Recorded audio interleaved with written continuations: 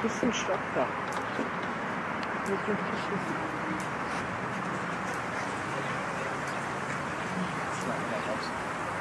Knackt sie, Mama?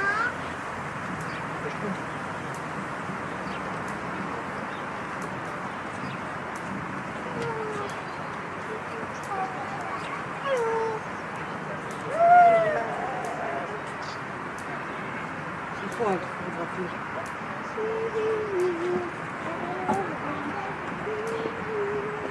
Tierquälerei, oder? Haben die aber schon immer gemacht, als sie noch in Giraffenkäfig waren. Da haben die auch schon so vor der Tür gestanden.